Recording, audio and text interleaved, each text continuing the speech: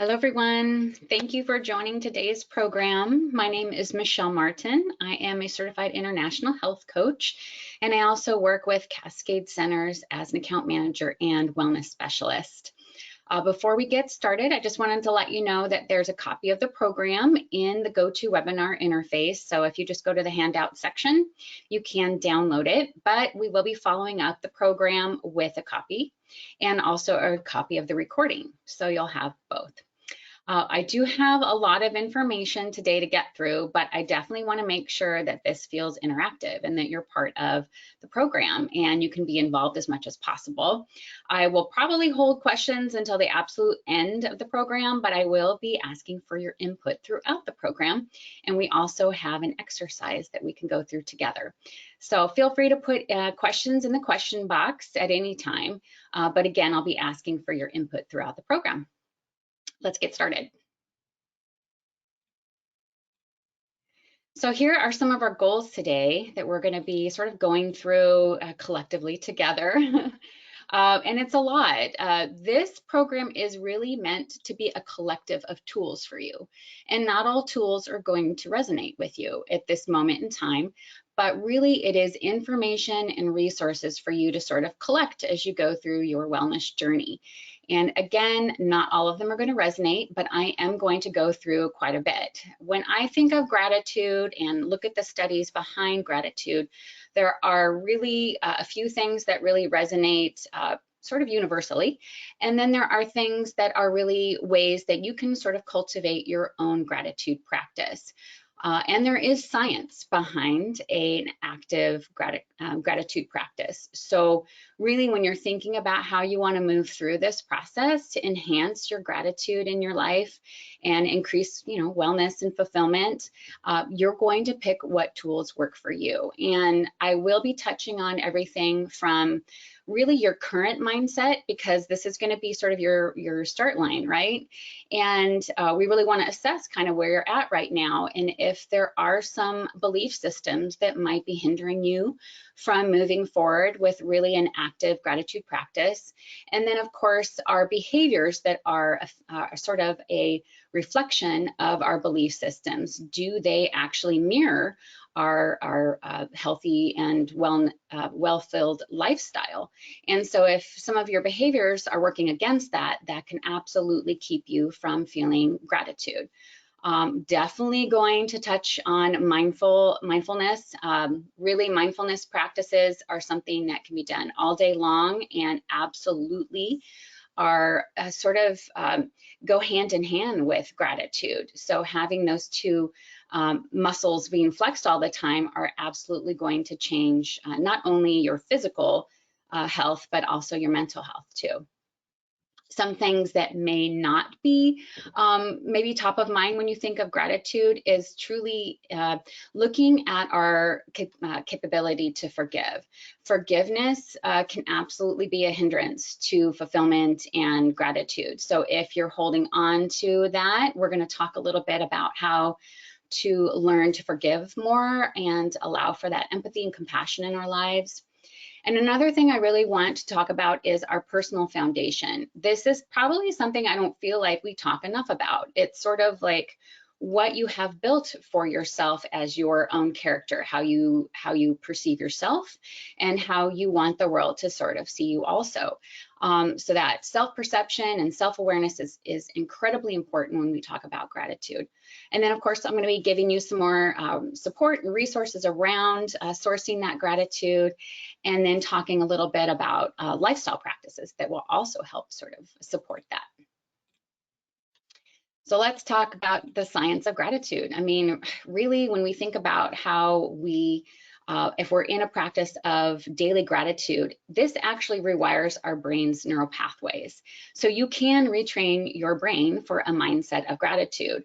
That is just something that's scientific. And in a neurological experiment conducted by researchers at the University of California, Los Angeles, it revealed a gratitude practice activates our hypothalamus, which regulates our hormones responsible for many critical functions, such as emotional response, our sleep, our appetite, along with affecting the neurochemicals which release things like dopamine and serotonin, which are our pleasure hormones.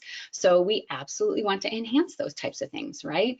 And this research included measuring magnetic resonance imaging in the subject's brain activity and noting increased activity in cortexes associated with moral and social cognition, reward, empathy, and value judgment. So this is something that they're studying, and obviously they can look at these results and note that there are different parts of the brains that are acting and activating when we practice gratitude. And they've also, those mirror those things that are in our life that are sort of navigating how we are moving through life in a positive manner. So truly what we want to do is start looking at those things that can enhance it, and gratitude is truly an easy one to do once you get started with the practice of it. And here are some positive aspects too. So you have the psychological, positive emotion, enhanced mood. Obviously, we have relationships we want to nurture and cultivate. So our social aspect is more empathy, stronger relationships, and of course, our personal higher self-esteem, which is so important. And then that physical aspect, which if anything, COVID has taught us, a stronger immune system is absolutely something we want to attain and strive for. And then also helping us work with things like chronic pain. So reduction of chronic pain symptoms can be really sort of navigated a little bit better when you have a practice of gratitude. I want to get right into getting you all involved. I would love to hear what you are most grateful for right now. And mind you, if you do not see your answer in here, I want you to go ahead and just put it in the question box. And then that way I can get a feel for what everybody's sort of starting out with and what's really your support aspect right now as you're moving through what I would consider to be, and what most of us would consider to be, a really difficult time. We have collective trauma out there. We're just navigating it differently. And then of course we are coping with it differently and using different mechanisms in our lives to manage resilience. So it's going to be really important to have whatever you're most grateful for right now is something that you can think about right now here in this moment in time. Thank you so much for your input. I'm going to close this here in a second. So if you've got some more thoughts, you want to drop in your votes, please do so. Thank you so much. Excellent. Okay, I'm going to close this and sort of let everybody see what we're all moving through right now. And that way we can sort of share our collective positivity, right? So not surprising, family, including our pets, our fur babies, are so important. Is really number one. And I'm not surprised by that at all. And I can imagine some of you are thinking that connecting with friends are like your family. So that is important too. Our family dynamics are different for everyone. So how you see your family along with your friends is going to be so important. And that social connection is huge right now, right? You know, we haven't had that connectivity that we've had in our past. But if anything, right now, we can really feel grateful. And it does remind us to really appreciate what we do have. And that includes the people that we love around us and feeling that reciprocity of love from them. So important. Thanks for sharing that. Okay, let's go into our current mindset. I think this is really important right now because it does sort of, where's our starting line, right? So how do we assess our mindset? You know, we think about where we're at right now and what we've been moving through and how we've been able to sort of keep up with our emotions and how we're moving through it. We've seen a lot of negativity in the last year plus. So really, I'm sure it's been difficult to sort of keep with that positivity in your life and keeping those moments of opportunity for gratitude consistent and constant. Stanford psychologist Carol Dweck notes that there are two types of mindsets. There's fixed and growth. But we can modify our mindset with practices through our belief system modification and behavior change, which I'm going to talk about. And it's really important to be thinking about our shifting our perception and level of stressors. This can take time, and mindset training can assist with this.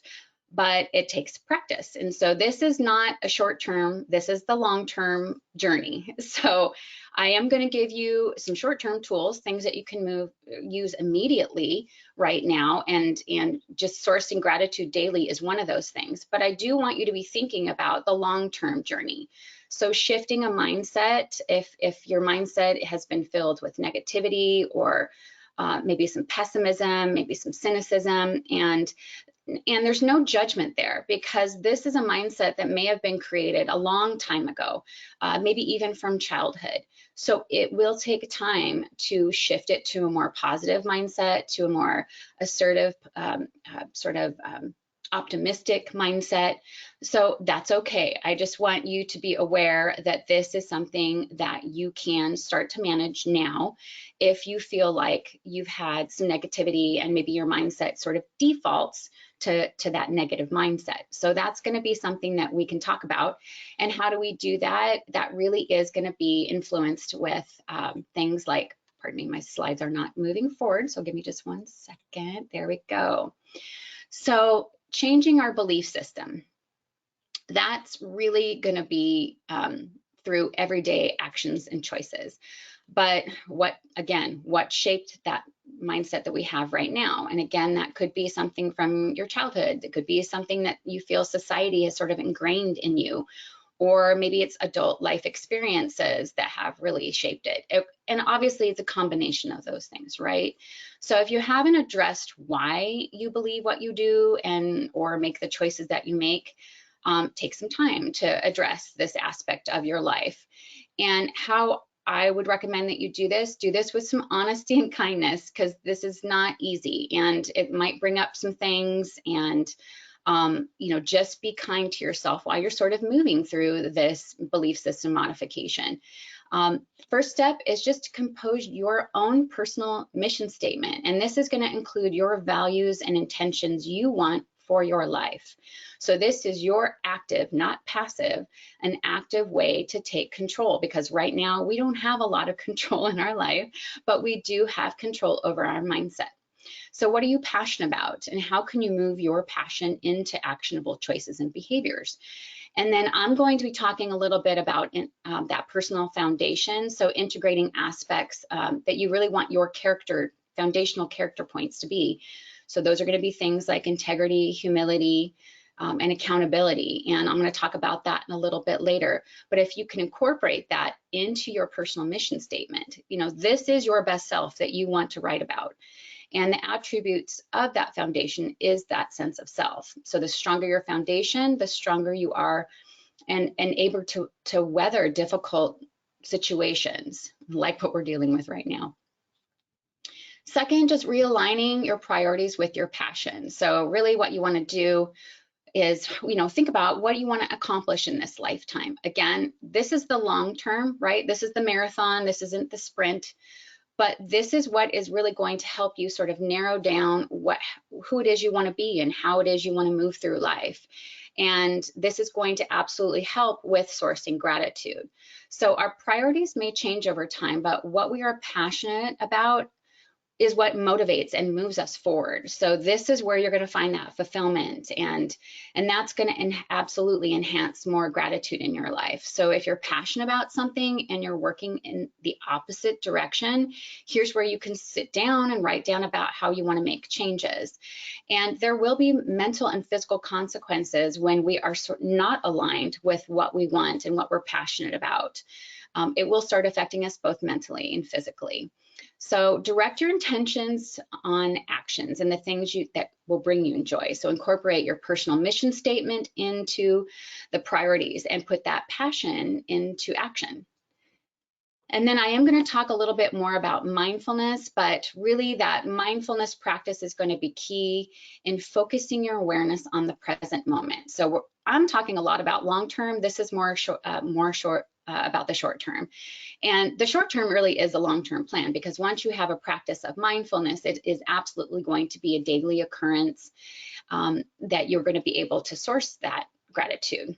So really being in the present moment while also just sort of accepting those feelings and thoughts and how your body's reacting to them with a judgment-free sort of mindset is going to be key.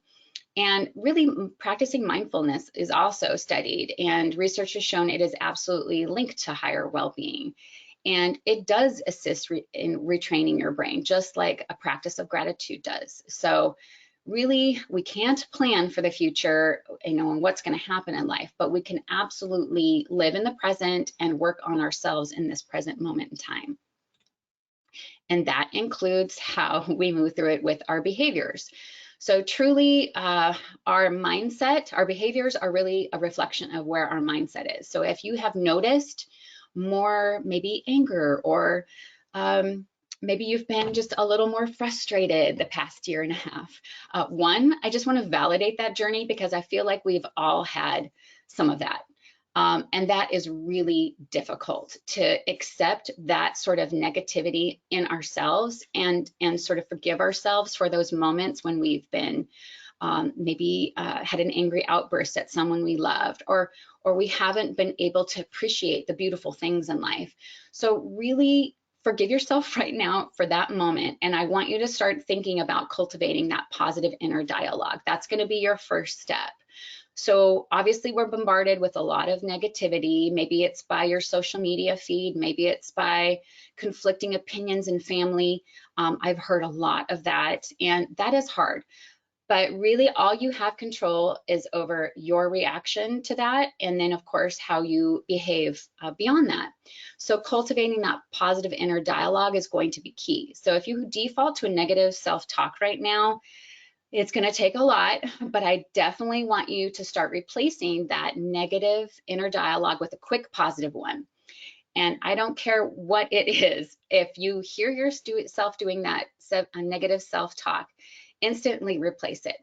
And if right now it's a fake it till you make it, I want you to do it, because your brain is actually listening. And even if you're telling it something that is positive and you don't necessarily 100% feel that way, your brain is still listening to that positive self-talk. So absolutely start replacing that with that positivity. And I'm also want to give you a few mantras.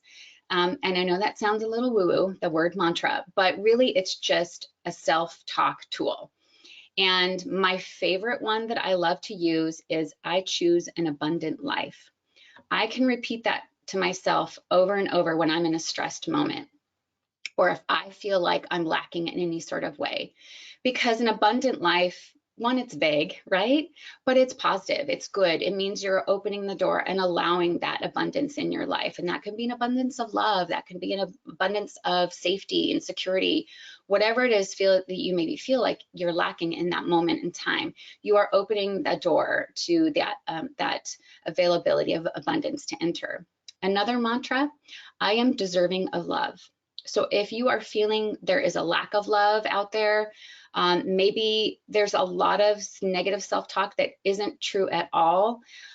It is one of those things that we start to kind of go down a rabbit hole right now, because it is a lot of negativity out there. And if we're not hearing from people we love, we might be thinking it's something that we've done. And no, you just need to wipe all of that away, because that's not reality. So allowing yourself to open that door again to that deserving of love moment is going to be key. So that's another tool. And the last one I would say, and it's so simple, I am grateful for my life. We forget about the simplicity of this journey. It's amazing. It's not easy, but it is amazing. It's so full of curiosity and wild, interesting things. So if we are actively searching and sourcing those things, we can be grateful even in this most difficult of time. Second one I want to talk about is replacing reaction with pause. I'm sure when it comes to behaviors, this might be really a big one for a lot of you. So when we're, too often we are really in a reactive state. We're in that fight or flight state, we're breathing shallow, we're not really thinking about how the next words that come out of our mouth are going to affect someone we love. So really considering the practice of pause to reduce that reactive behavior is going to be key. And it can be difficult to be still or quiet when you feel the need to act or respond. I understand that. However, embracing pause can absolutely benefit your health and well-being. Next time you feel the need to react, ask yourself these questions. am I acting or saying something out of frustration or anger? Good pause, right? Second question, am I listening with intention to collaborate and problem solve? Or am I needing to be heard or right? Right? That's what we kind of think about is it's our ego starts getting in there. And so we stop listening and all we want to do is act and talk and be heard and be right. So we need to forego that ego. And then the last question, will what I say increase a positive outcome? So that's the thing. If all you're going to do is say something that's going to hurt somebody, it absolutely isn't going to benefit you in any way, shape, or form, right? Because then there's going to be ill will. You might have to apologize. You're going to have some self-forgiveness to go through. So really pausing and taking a deep breath, whether it is, whether you're angry or not or frustrated, really actively listening and pausing for your own benefit is really going to be key as you move forward with creating opportunity and space for more gratitude in your life. And then last, learn from failure, because we're going to have it, right? So we are absolutely never going to be perfect. We are human beings. We're not built for it. So the first thing we can do, though, is attempt to reframe a mistake as a solution in suspension. So it is excellent practice to be curious about why you just said or did what you did. And then just recognizing why, it's absolutely going to help you when it comes time to learn from that failure and mistake and change it, because that's the key, right? Is to be curious about why you did what you did or said what you said, and then make corrections. And it is really absolutely to be to stay curious and confident and what you wish to accomplish as you're moving through this, because you're going to probably naysay yourself a little bit or beat yourself up a little bit, but that's not the point here. The goal is to be curious and confident about how you wish to move through your journey and be open to the unexpected experiences, which will help you understand yourself better, which will offer you more resiliency. It will absolutely offer you more humility and more emotional intelligence, which is absolutely going to be key as we move through our life. So I want to do a mindfulness exercise if you guys are all open to it. Really, this is a breathing exercise. We do not breathe deep enough as it is. And so really, I want people to be taking the next few minutes to just be really present right now. I've talked about a lot of things, and these last couple of slides may have brought up some stress, or maybe even the idea of you have so much work to do, or I didn't think there'd be so much to this, or whatever kind of negative thoughts come into your mind. I just want you to sweep them away. These, again, are tools. Not all these tools are going to happen right now, but they are tools for you to use both in the short term and long term. So right now, I just want you to wash all of that away. You have nowhere to go. This is your moment in time. I want you to take these next few minutes to be fully present. Close your eyes if you want to and just relax. Breathe deep, nice big breaths from the belly. And as you sort of think about your breathing, I want you to just take that as your anchor. Your breath is your anchor. So if you start trailing off and thinking about other things, just go back to your breath. Nice big deep breath in through the nose and exhale.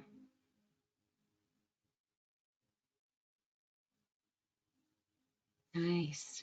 Just keep breathing deep, relaxing your shoulders.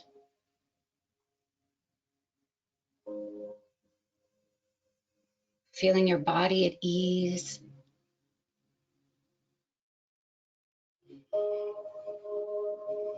Allowing that oxygen-rich blood get to the brain.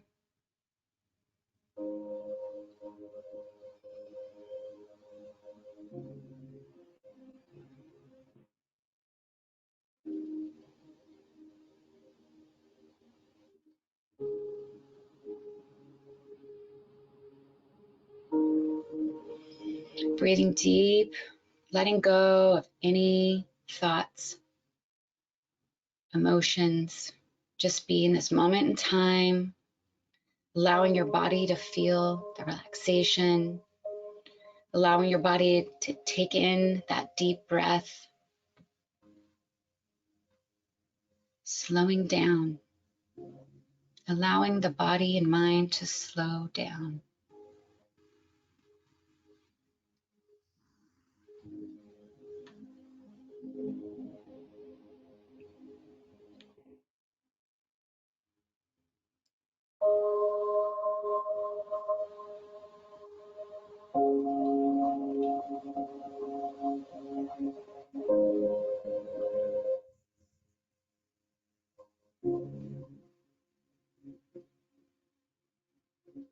And if you feel yourself going to another place, just remember, go back to your anchor, that breath, that deep breathing, allowing your body to take in that deep breath, feeling it fill your body and mind, and relaxing.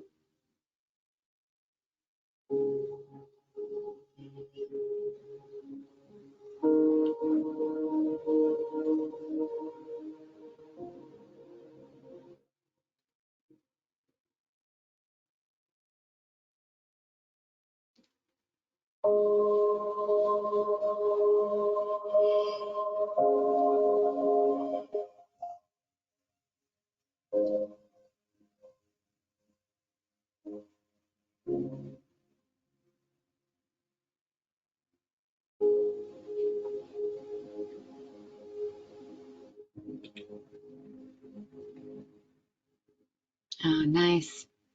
So we're going to come back now to a little bit of reality. Slowly, there's no rush. Just open your eyes. Maybe just stretch a little bit. Do some deep breathing. Continue that deep breathing. Just roll your shoulders back. Allow for that openness to the chest. And also just that great rolling back of the shoulders is so good for your posture too, right? Nice. Well, I hope that exercise was at least relaxing, right? As we're talking about some of these difficult things. I want to give you tools. And so as we're talking about breath, we truly do not breathe deep enough. We do a lot of shallow breathing. So I want to give you a couple of breathing exercises. One is called 4-7-8.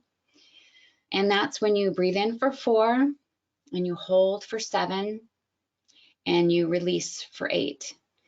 And try not to perseverate on the numbers. If you would like to change it to 3, 6, 7, you can do that. If you feel any sort of anxiousness with the idea of holding breath, I don't want that to be a barrier. Another practice is called square breathing, and that's when you breathe in, pause, exhale, and pause. So while you're doing this breath exercise, just picturing that square in your mind and breathing in deeply and holding that nice pause for that second half of the square and exhaling for the third and pausing for that final part of the square. That's a great exercise too. You can do that exercise as many times as you want. And what this is doing is it's absolutely reducing your blood pressure, for one. Because you're doing that deep breathing, it's allowing oxygen-rich blood to your brain, which is going to help with cognitive thinking. So you can do this throughout your workday, which is a bonus, right? The 4-7-8 exercise, I would say that is something you only want to do about 3 times because you can get a little lightheaded. So only do it when you're in a space where you can be fully present, not anything like driving or anything of that nature. So those are some tools. I hope they were helpful. Again, if that resonates with you, great. If it doesn't, you don't have to use that tool. These are for you to choose from. But I would encourage every time you can think about doing deep breathing, absolutely take a moment to do so. Okay, let's talk about mindfulness. Mindfulness is an excellent practice to incorporate with a gratitude practice. And I do think it's key in sort of having in your life, because this is really going to be about cultivating awareness. And that self-awareness is so important. And like a practice of gratitude, this does create new neural pathways. So that repetition is going to be key also. So when it comes time to be mindfulness about your surrounding, it's really about being in that present moment, observing your thoughts, feelings, how your body's reacting to the moment and what's happening, and then consciously letting them go.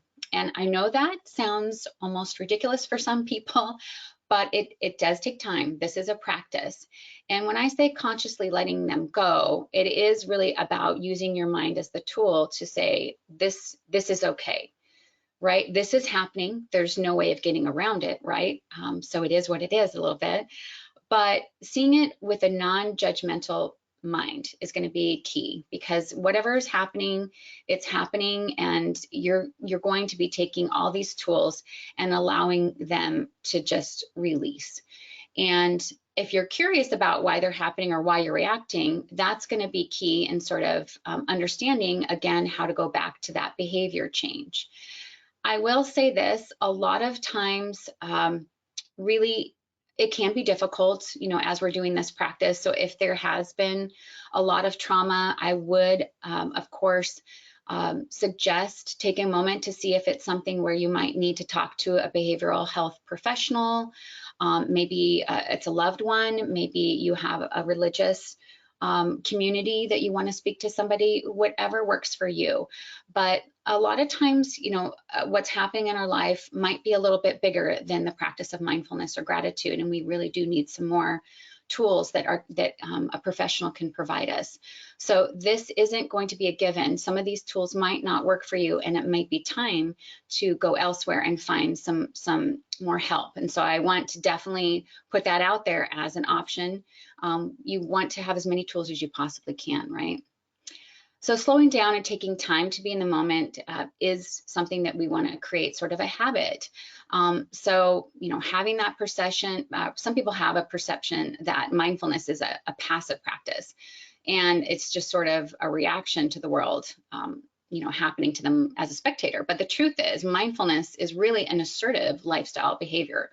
And it's a decision to become more aware of the nuances in your life and to actively seek out those moments that you can have gratitude for with deep appreciation. And really, life is subjective, but when it comes, but when we allow ourselves the opportunity to just be in the moment without having an expectation from it, we can appreciate it much more. I'm one of those people that I actually like to stop and smell the roses, and that can irritate people I'm with.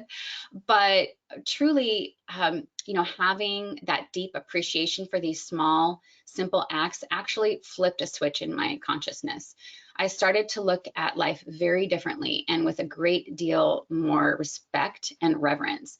And so attempting to move through life with intention and pay attention with each of your senses can create an aspect of understanding that each day is a gift, and really we should treat it as such. And I definitely want to talk about, because these are not easy. What I've been talking about can be difficult. We're assessing a lot of our life right now and how we're moving through it and how we're taking things in and, moving through those practices. So, I have had some input in the question box about how people are, just moving through some really difficult times. Some of them have been, polarizing. People are feeling like, there's a lot of unkindness out there, and I absolutely understand that. And that can be really difficult. Unfortunately, we cannot control the behaviors of other people. We can only have control over our own behavior and how we react to others' behavior, and then, of course, our own resiliency. And these are tools to help cultivate that resiliency. And some of those tools are around that self-support. So things that make you happy, and studies have found that things like giving back and paying it forward and sharing your kindness with others, because we don't know what other people are moving through. So having that empathy and compassion are going to be sort of key as we move through this. And I have definitely found that some tools like things like laughter, I know that sounds really weird, but laughter, even if it's not authentic, can be a benefit to our body. Our body does not necessarily understand that we're laughing without authenticity. It still releases endorphins. So even if you have to just sort of laugh at yourself or dance in a room by yourself and laugh at the silliness of that, it will help your brain sort of release these chemicals, which one will help our mental health, which is key, but then also doing other things that are going to help, you know, just our resiliency physically and mentally are going to be key. I'm a huge fan of things like music and vibration as tools, because really sound healing and music has been common throughout history, and it has no socioeconomic, no age or culture barriers. So it translates and inspires most people. So finding music that resonates with you can be very beneficial, both physically and mentally. And really, that's including for things like chronic pain and anxiety. So there is, with music, we get that emotional expression. It also has been shown to improve memory and communication and cognitive thinking. And we've been studying music for some time and discovered that certain music can alleviate stress almost instantly. So find some calming and inspirational music that will help you through your journey. And when I talk about vibration, that's for things who, you know, if you're looking for more holistic types of things, percussion instruments, including gongs, drums, tuning forks, human voice tones, things like chants, absolutely can help with calming and reducing blood pressure and things of that nature. So these are really some self tools to be thinking about, getting outdoors, doing things you love to do or doing nothing at all, taking naps, you know, whatever is going to help you sort of keep resilient as you're sort of moving through this moment in time. I've got a comment in here from someone, and I think it's amazing. This person's go-to is funny videos, but also cry videos, you know, and movies that just help you with an emotional release. Such a great tool. Thank you for that. And I will say this, you know, whatever works for you. I know I watch, sounds really corny, but I watch cat and dog videos because they make me laugh. They're adorable. So do what works for you. And I think that's such a great, important tool. You know, if you need to cry, absolutely watch something that's going to help you with that emotional release. If you need to laugh, that's maybe your go-to emotional release. Do what works for you, because there is not one, you know, catch-all for this.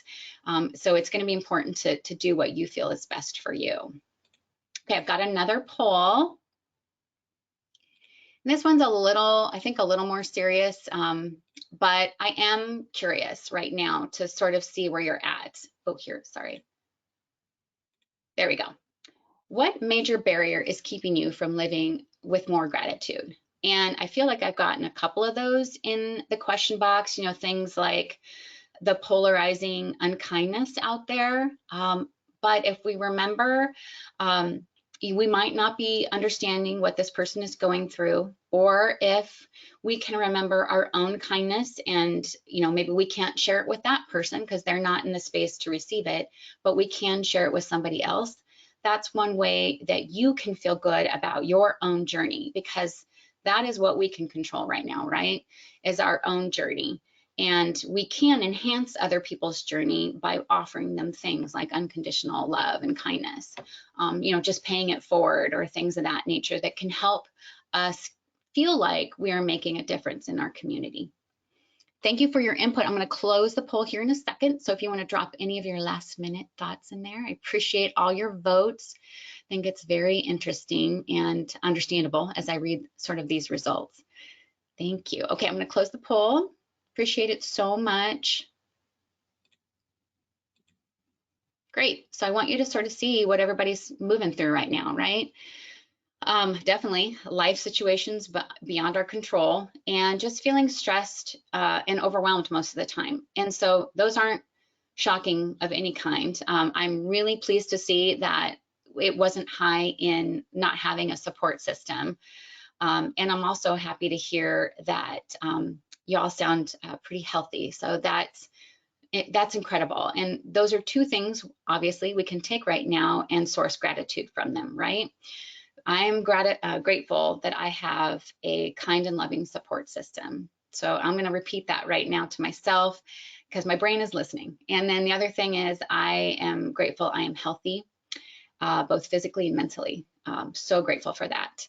So yes, where we might be struggling are things like feeling that personal overwhelm. And so again, if you have that support group, if it's somebody that you feel you can go to and talk about these things, my one caveat to that is be careful not to go down a negative rabbit hole if you're talking about some of the, the unfairness or the hardships and things of that nature. Do your best to reframe and keep it as positive as possible. I'm not saying not to talk about the things that are happening out there, because they're happening and we need to talk about them.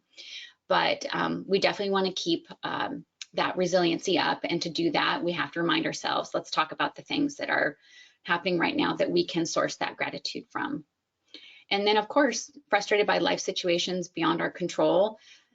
Absolutely. I mean, that is of course daily. That can be frustrating for a lot of people, and I'm hearing it from a lot of people, my friends, my family, people I work with. This is hard right now. And so again, reminding people to have compassion and empathy, to remember that we are having a moment of collective trauma. We're just reacting and sort of moving through it differently. We have different perspectives about that collective trauma. So the more we can sort of relate to each other, even if we are coming from a different perspective, that is something that we can sort of come to together without having it become negative. Okay, thank you so much for your input. I feel like that was really honest, and I hope it feels like a safe place to share this information. Okay, we're going to get into a little more difficult stuff also, and forgiveness is one of them. I will say this, according to the Mayo Clinic, there are health benefits of forgiveness, which include improved mental health, less anxiety, stress, and hostility, lower blood pressure, fewer symptoms of depression, a stronger immune system, improved heart health, and improved self-esteem. So if you are moving through a difficult time right now, I absolutely get it. If you feel you've been treated poorly or harmed in any way, shape, or form, I want to offer my validation to you and provide you some steps to forgiveness that I feel can help you through the process. These 3 steps can be repeated because often or not, we can have some sort of stall or pause during the forgiveness process. But when we break it down, it can help it get through it a little bit better. And obviously, when we're in a place of feeling angry and resentful, we're not in a space to feel as much gratitude, right? So when I tell you that the 3 steps of forgiveness start with validation, that's absolutely going to be so important. So providing yourself validation for your thoughts and feelings, and then seeking to understand those whom have harmed you, even if they haven't asked forgiveness, is going to be so important. And then also take a moment to assess if you are responsible for any part of that pain you are experiencing yourself. So that self-awareness is going to be really key. And then acknowledgement of, that although painful, it is also empowering. So it takes a great deal of courage to admit when you've moved out of your integrity and made mistakes in judgment. So again, that is something you can be grateful for, is to be able to say, hey, I messed up, but I know I can do better, and I'm going to move through this and do better. Your goal is really to attain knowledge and emotional growth, and then to heal from whatever experience you're moving through. So don't dwell in the idea of the what if or it's not fair. Validate your experience from multiple perspectives, and you will make adjustments for better choices and behaviors. And that's really what's going to be important.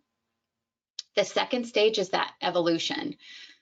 Really, it can be painful, but this is a stage where you access your feelings and do something with those feelings, right? Be careful not to move through this stage too quickly. or not at all, this is really a growth opportunity, and of what you're experiencing. And then how can you modify for the future? So when you hold on to this hurt, either consciously or subconsciously, because sometimes we hold on to it consciously because we want to punish someone, or unfortunately, we want to punish ourselves. So we do store this in our bodies. So, and it can come out in outbursts, anger, long-term disease. So you have to be very cognizant of sort of evolving through this step. So as you're sort of thinking about these two steps, before I go into the third one, again, there is no harm in repeating these. So if you can't seem to get past one stage, go back to the first one and start over. Just know that, your intention is to heal, and you are deserving of a life free of resentment and ill will, and your body and mind will help be thankful for it. The last stage really is that release, and that's going to be so important. And my mother has a saying, release them with love. And really that forgiveness, that releasing of love is blessing those who have harmed you, and blessing yourself, of course. And it may seem counterintuitive, but you've been through the validation and the evolution stage by then, right? So you're ready. If someone has caused you harm, or you have, you have that choice to either dwell in a place of that victimization, or you can thrive through courage and strength. So providing those who have harmed you with something they may be unable to source themselves, which is love. So providing yourself that compassion if you behaved poorly, and then consider it an opportunity and motivation to do better next time, because there will be a next time, because people, we're not perfect. We harm each other, either, subconsciously or consciously. And so, we're all on our own individual journey. And so we have to we have our own priorities to manage. And so, however, we are also here to help each other. So when love is given freely without expectation, it adds to the positivity of our lives. So what if we entered each relationship with a mindset we were going to offer a gift to someone with lessons and knowledge included? Wouldn't love be perceived as a blessing, which helps us grow, and not an emotion we need to struggle to receive and control? So let go of those regrets and grudges and old belief systems, and move through this as slow as possible, or move right through it if you feel you're ready to do so. I want to step into the personal foundation, because I do think it's really important. This is really, again, I see it like a house. This is like a house. You build your house on a really strong foundation. So this, yourself is your own home, right? And so building your foundation with some really strong aspects of your character are going to be key. And we talked about gratitude. It definitely is one of them. It is a deep pillar of foundation, and it provides you that deep appreciation for life. But some not bigger ones, but big ones also are things like integrity, humility, and authenticity. So integrity is going to be so key in providing, that aspect of character. So, when we're consciously choose what feels wrong or negative, we are choosing not to be in our integrity, and we've moved into this place of dysfunction. And eventually these negative choices are going to erode our self-worth and can create a cycle of self-destruction, which can compromise our relationships, careers, and our health. And that, of course, is something that is going to affect our ability to be grateful. When we're not moving through life with our best of intentions, how do we source that gratitude? It won't be authentic. So really having high integrity is going to be key. Humility is another one. Really, humility allows us to see the true beauty in the world around us, and it allows for clarity and purpose. we really need to stop thinking about the less than mentality and just start practicing and encouraging those around us. So really, when we think about our day-to-day life, we can start by making eye contact with people and really listening rather than interjecting our own opinions. Just telling someone that you love them and how they make you feel without the expectation of having something in return. So moving through kindness, moving through life with kindness and patience is going to be really, really key. And then just understanding there are lots of people out there feeling loneliness or isolation, which can bring about selfishness.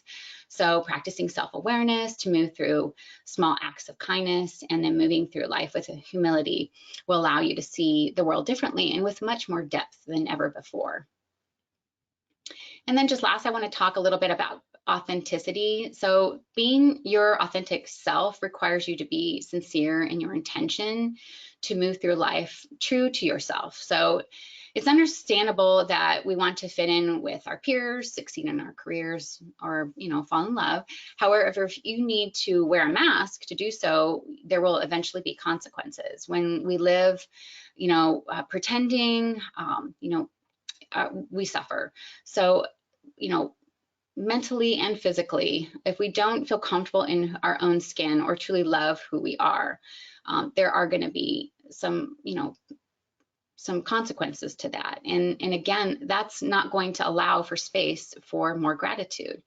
And many people are moving to a place of more authenticity, and it can be scary, but it can be also very liberating to just be yourself.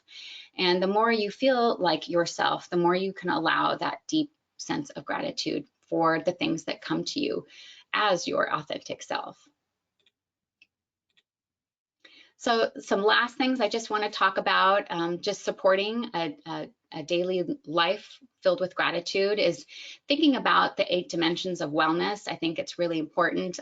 It's not one thing that's going to help us live a full and gratitude-filled life. There are other aspects that can help support. We've talked about social, we've talked obviously about emotional. Definitely think about things like fulfillment in our careers, and if we're feeling stimulated intellectually, if we feel we have purpose. Those are big things for us, and just our environment, and that can be our physical environment. If we're getting out into nature, if we're spending time with like-minded people.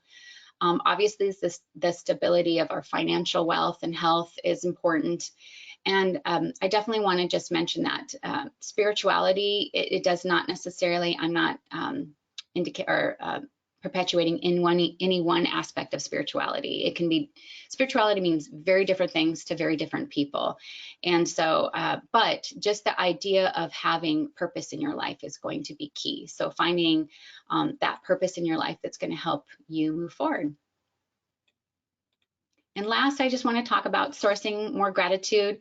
Morning affirmations, I just put morning affirmations. You can do this at night, but really they've shown there's health studies around journaling. A gratitude journal is amazing to have, so you can get up in the morning and focus on the positive parts of your day, or finish your day and write down a few things that you are incredibly grateful for.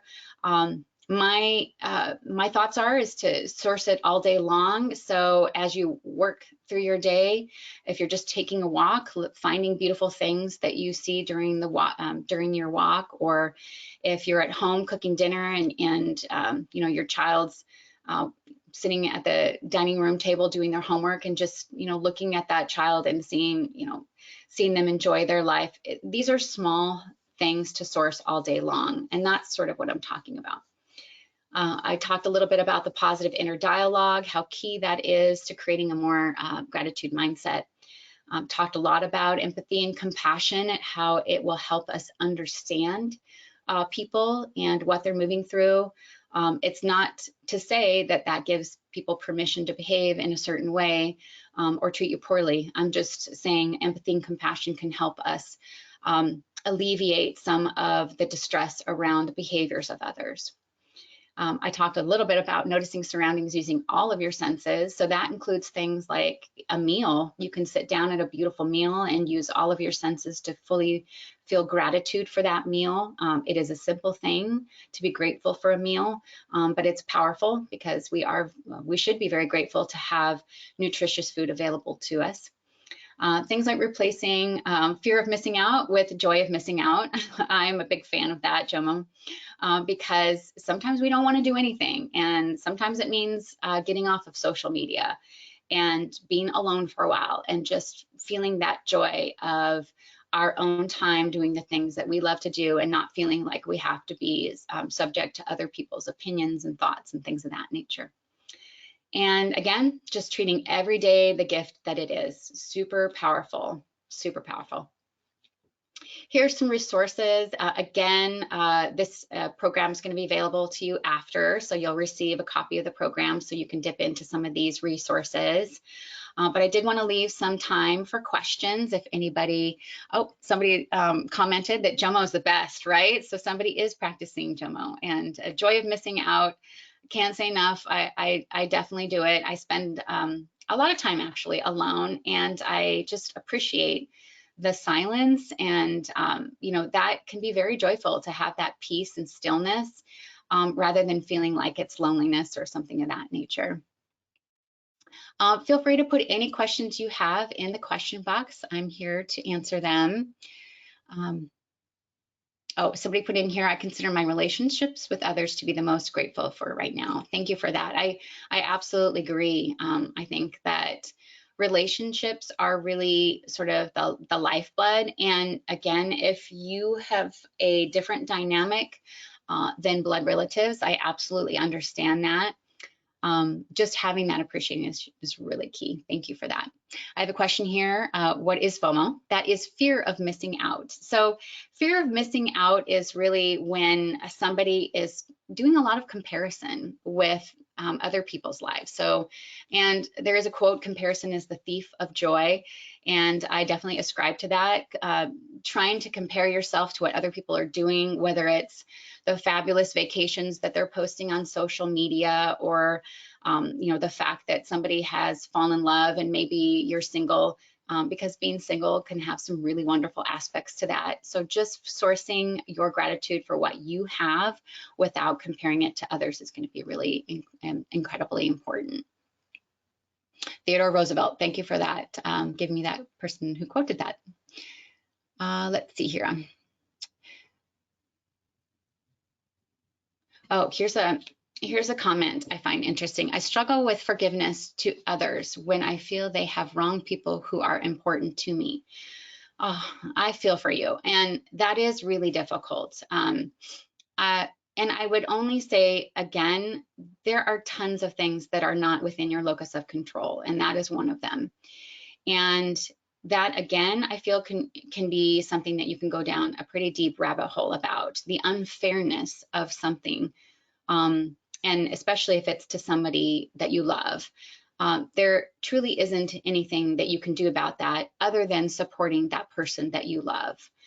Being a sounding board, offering new perspectives, keeping it as positive as possible. So just supporting that person that you love is what you have control over. Your feelings about the situation are something that, I would say go through that forgiveness process as effectively as you can. But again, there are just certain things that we have no control over, and focus on the things that you do have control over. Thank you for that comment too. I think that's really powerful. Just looking really quickly through some of these questions. Do you have any recommendations on apps, brief videos, YouTube, etc., that we can use for mindfulness or gratitude practices? Yeah, the thing with, and this is why I don't necessarily post a lot of that information, is because I don't know your level of interest in some of the videos. There are videos that can take you through a guided imagery. There are silent music videos that can move you through different mindfulness practices or meditations. So again, I would just be curious. Start looking and practicing a few things.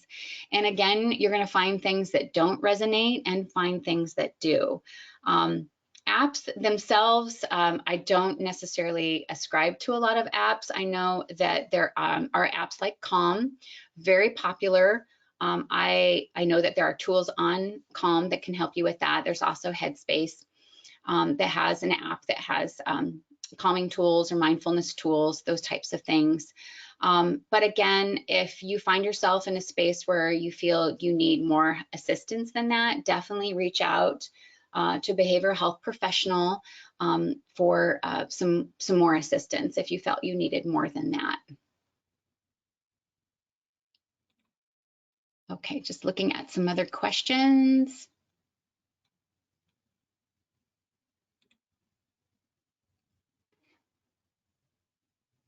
I've got a recommendation actually from somebody. It's a soundtrack. I guess the author is John Acuff, A-C-U-F-F, John, J-O-N. And it's a soundtrack is a great book for soundtracks, is a great book for changing the way you think to positive.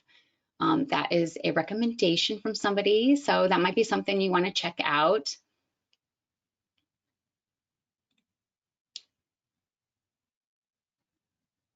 Oh, somebody has also made another recommendation. It's a travel show on Netflix. He has an experiencing gratitude for the moment. Have recently started saying this. It's what a life. So the host says, "What a life." So I guess that's their mantra. What a life. It's just sort of experiencing, sort of finding different ways to look at world outside of yourself. And if a travel show is one of those things, that could work. Yeah, I mean, it's really about finding what works for you, because again, I've given you a lot of tools. They're not all going to resonate. So find what tools work best for you and be curious about it. When I first started this journey, I looked into and listened to and tried a lot of different things. Recommendations that were given to me, they didn't necessarily resonate with me in that moment in time, but it doesn't mean that they, wouldn't for you. So I can make you a lot of recommendations, but really it's going to be about your journey. In the resources that I provided to you, there is a link to 9 gratitude apps. So you can check out those and, hopefully that will be helpful.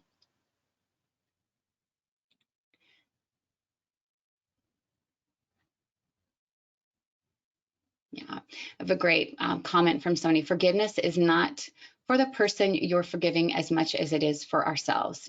Absolutely could not agree more. Truly, when we carry that ill will or, sort of that victimization mindset, it is a dark space. And so, who wants to spend time there? So the sooner you can move through the forgiveness process, the more light you allow into your space. And again, that is going to allow for more gratitude to come into your space. Oh, here's a great recommendation, is to look up. The sky is amazing and we do not look up enough. That's true. And that's, again, I think a wonderful mindfulness tool is to take time being out in nature, looking up. Maybe if you're in the forest, you're listening to the birds, you're smelling the soil and the trees and just nature, using all of your senses. That's a great way to be grateful. And it's something that you could go do right now. So that's a great recommendation. Okay, I know that we're past our 11 o'clock time. I can't thank you enough for taking part and joining me today. I hope some of these tools resonate. Again, move through some of these processes like behavior change, behavior change and mindset shifts slowly, and forgiveness a little slower. But you can start sourcing small aspects like just that mindfulness and appreciation of small things around you today. So I wish you well on your journey. Take care. All my best to you.